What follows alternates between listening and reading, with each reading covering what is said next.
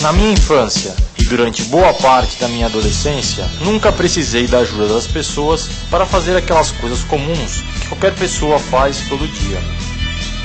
Não fazia a menor ideia de como uma pessoa deficiente física se virava para comer, se vestir, tomar banho ou sair de casa. Eu segui um roteiro igual ao que a maioria das famílias planejam para seus filhos. Sempre fui uma criança saudável e passei pela infância sem preocupações. Como qualquer adolescente, gostava de grandes emoções. Quando eu tinha 18 anos, estava namorando e me preparando para entrar em um dos grandes capítulos da vida de qualquer adolescente, passar no vestibular. Eu queria ser médico, mas foi aí que alguém resolveu entrar na minha vida e fazer uma cena de terror.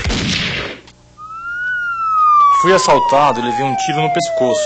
Tudo aconteceu em segundos, sem que eu pudesse fazer nada. Hoje eu sei que meu acidente marcou a passagem para a minha vida adulta. Uma vida onde a deficiência física e as pessoas deficientes em geral fazem parte do meu dia a dia. Depois do meu acidente, levei cerca de 1 ano para voltar a uma atividade que não tivesse a ver com fisioterapia. Quando eu sofri o acidente, eu tentei desde o início ser o mais otimista possível. Eu tinha uma expectativa grande nos primeiros anos de voltar a andar, ou seja, de recuperar meus movimentos. E eu sempre me dediquei ao máximo à fisioterapia, a todos os exercícios que me pediam para fazer.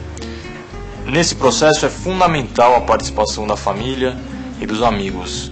Eu, de fato, posso dizer que sem o apoio que eu tive deles, seria muito difícil ter enfrentado essa mudança na minha vida. Eu evitava ao máximo reflexões do tipo, por que aconteceu comigo? E o que será de mim? Pelo contrário, eu sempre pensava, isso é uma fase e eu vou encontrar meu caminho de novo. Pintar foi a primeira atividade a que me dediquei logo que passei a me sentir mais disposto. Nunca antes tinha me passado pela cabeça pintar com a boca. Só mesmo quem já pintou pode avaliar o que senti ao ver o meu primeiro trabalho terminado. Já realizei várias exposições e em todas elas me agradou muito a reação do público. Durante a minha primeira exposição, tive a ideia de fundar uma escola de artes direcionada a pessoas com algum tipo de deficiência. O meu objetivo era oferecer a essas pessoas a mesma oportunidade que tive, ou seja, ser beneficiado através do contato com a arte. Hoje, a escola é uma associação sem fins lucrativos, financiada inclusive por doações. O acidente me impediu de seguir a carreira de médico, mas não me tirou a vontade de estudar. 4 anos depois, decidi prestar o vestibular para o curso de Administração de Empresas. Atualmente eu estou terminando meu curso de Administração de Empresas e estou começando um estágio numa empresa de consultoria. Apesar de me considerar preparado e capacitado para esse estágio, posso dizer que eu tive sorte, porque a maioria das pessoas com deficiência tem uma série de dificuldades para encontrar um emprego. Isso acontece porque a maioria das pessoas tem preconceito e desinformação. E acabam não tendo consciência de que, quando uma pessoa deficiente tem méritos e é capacitada, ela pode desempenhar um trabalho com qualidade. Na minha graduação eu fiz filosofia e comunicação social pela PUC de São Paulo. Aí depois eu fiz mestrado e doutorado em psicologia social também pela PUC de São Paulo. Minha tese de doutorado foi editada em livro e o título dele é Paralisado Cerebral, Construção da Identidade na Exclusão. Desde 94, quando eu terminei o doutorado, eu me sentia plenamente capacitada para lecionar em universidades. Tanto é que eu mandei 2 currículos, por motivos burocráticos, eles não me aceitaram. Burocráticos, entre aspas, porque eu acho que eles não acreditavam em mim. Felizmente, existem pessoas com mentalidade mais aberta. Hoje, está aumentando o número de empresas e instituições que levam a sério o direito da pessoa deficiente ter um trabalho digno. Muitas vezes, a pessoa com algum tipo de deficiência acaba se sentindo incapaz, mas se procurar e acreditar, vai ver que a realidade é bem diferente. vai se surpreender quando encontrar outras pessoas com sérios comprometimentos fazendo coisas que muitas pessoas não imaginam e, com detalhe, são muito competentes no que fazem. Após um período de treinamento, nós fizemos um trabalho baseado em uma filosofia de não discriminação do deficiente físico. Para isso, nós ampliamos a nossa fábrica, modificamos, criamos banheiros para deficientes, implantamos rampas no restaurante. O resultado deste trabalho foi muito bom, principalmente pela capacidade que esses deficientes têm de comprometimento e envolvimento com o seu trabalho. Antes de ficar tetraplégico, meu esporte preferido era o remo. Atualmente não tenho mais condições de praticar nenhum esporte, mas conheço várias pessoas com deficiência que praticam esportes até radicais.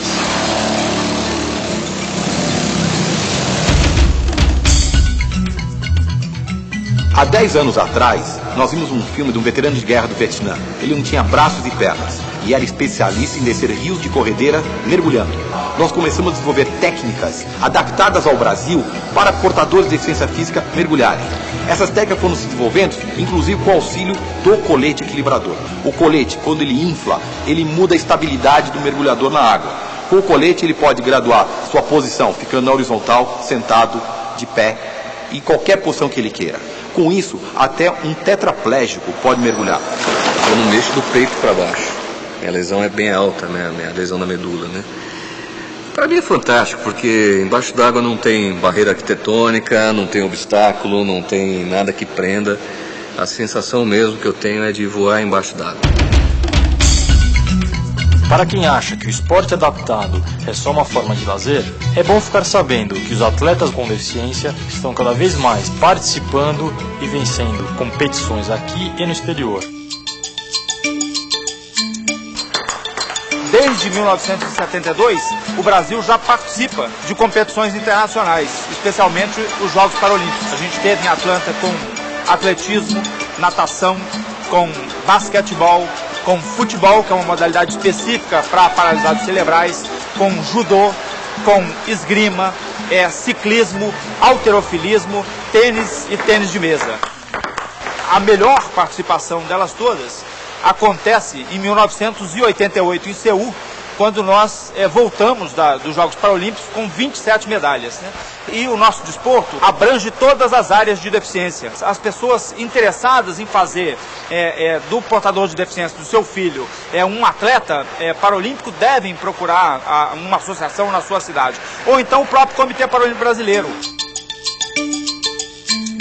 O meu acidente me levou a tomar consciência de vários aspectos que envolvem o dia a dia das pessoas portadoras de deficiência. Num sentido mais amplo, estou falando de cidadania. Em alguns países mais desenvolvidos, a pessoa deficiente está naturalmente incluída na sociedade. Tem direitos conquistados e respeitados. São coisas simples, mas fundamentais e tornam bem mais fácil a vida não só das pessoas deficientes, mas de toda a sociedade. E nós fazemos qualquer tipo de adaptação para a locomoção de pessoas que têm deficiência física, né? Então nós fazemos adaptações para veículos, para que as pessoas possam dirigir, plataformas hidráulicas e rampas para entrar em vans, desenvolvemos equipamentos especiais para cadeiras de rodas, enfim, tudo ligado à locomoção. Tetraplégicos podem dirigir, paraplégicos, pessoas com problemas só numa perna. Tem casos inclusive de pessoas que dirigem só com os pés. Por mais incrível que pareça, no caso de talidomida, nós temos um cliente que dirige com o pé esquerdo, ele vira o volante e com o direito ele acelera, freia, e nós bolamos um sistema de troca de marchas onde ele pode fazer tudo num carro mecânico. Esse carro aqui, ele está sendo adaptado para uma pessoa que tem problema nas duas pernas, ou seja, um paraplégico. Então a gente tem acelerador e freio aqui na mão, essa alavanca. Quando puxa, acelera, e quando empurra, freia. Meu objetivo sempre foi criar alternativas para que as pessoas com limitações físicas pudessem estar tecnicamente amparadas, pudessem ter uma vida independente. Como brasileiro, percebo como é grande o trabalho que precisa ser feito aqui. Isso envolve questões de atitude e mudanças arquitetônicas. Para que eu pudesse estudar nessa escola, algumas adaptações foram feitas. Além de 3 rampas como essa, foi criado um novo acesso ao primeiro andar e foi instalado um elevador para que eu pudesse também frequentar o auditório. São coisas simples que dependem de uma pequena mudança de mentalidade. É papel das pessoas deficientes liderarem essa mudança. Eu sofri um acidente em 1968. Desse acidente resultou uma paraplegia muito grave. É claro que no início da reabilitação as coisas foram muito mais difíceis e incertas, mas a reabilitação fundamental foi a psicológica, que chegou através do encontro com 2 artes, a pintura e a literatura, através de um apoio incomensurável da família, desde mãe, pai, irmão, até o parente mais distante, que associados me integraram outra vez à vida. Bom, entre os preconceitos e as discriminações que o deficiente físico encontra pela vida, eu acho que o mais difícil de ser vencido é aquele que se relaciona com a sexualidade. Desde da remontagem do ato sexual até o conceito que cada um tem de si mesmo como pessoa entusiasmada para a vida. Porque sexualidade é isso, é a manutenção da libido forte, da energia forte para o trabalho, para o amor e para o lazer. E o sexo é apenas uma parte da sexualidade. Eu sou uma prova viva de que se pode contornar tudo isso e se pode até chegar a um casamento e dar continuidade a esse casamento com uma mulher inteira que se propõe a viver ao lado do deficiente físico, como Márcia se propôs e se propõe a viver comigo, assumindo as minhas limitações e com uma determinação firme de conseguir ser mãe. Nós conseguimos isso. Eu consegui dar uma filha a essa mulher e ao mesmo tempo ser pai. Eu bebi um pouquinho. Bebeu um pouquinho? É. Na época do meu acidente eu tinha uma namorada e ela foi muito importante, me deu muita força. A gente acabou se separando e pouco tempo depois eu conheci uma nova garota que foi meu primeiro relacionamento depois do acidente. Foi aí que eu comecei a descobrir como voltar a namorar apesar das limitações físicas. E aí o mais importante é você estar disponível, tentar, através da atividade, descobrir como se relacionar de novo. Eu continuo tendo planos de me casar e de ter filhos. Conheço uma mulher que, depois de ter ficado paraplégica, ela se casou. Além disso, conheço outras garotas que são deficientes e namoram e, como qualquer outra pessoa, pretendem no futuro ter uma família. Passar no médico, eles tinham falado que meu útero era infantil e que eu não poderia ter filho, por causa que meu útero era infantil, que era uma gravidez de alto risco, que eu podia morrer ou até minha neném. O pré-natal no Hospital das Clínicas, a médica falou que eu não tinha risco nenhum, que a única diferença era que eu não andava, mas que eu não corria risco nenhum. A neném estava perfeita, eu podia ter uma gravidez super boa e foi super bom mesmo a minha gravidez, durante a gravidez. No trabalho de parto eu tive uma sensação estranha, uma pressão dentro de mim, parecia que algo estava me sugando dentro de mim, mas a dor mesmo do parto eu não sentia. Eles pediam para mim colocar a mão na barriga, para saber quando a barriga ficasse dura, era que estava tendo contrações. Então eles pediram para mim fazer força, eu fiz força, daí ela nasceu. Existe muita incompreensão e preconceito com relação às pessoas deficientes. Muita gente ainda não entende que deficiência não é doença, não contagia ninguém. A verdade é que a gente só presta atenção quando acontece um fato com alguém próximo ou famoso. Mas para mudar as coisas, é só começar a aceitar e a entender quem está aí do seu lado. Observar o que é que pode ser feito para facilitar as coisas.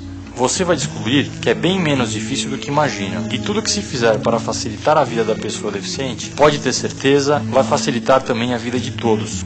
Mas isso eu sei, só acontece quando todos exercem sua cidadania.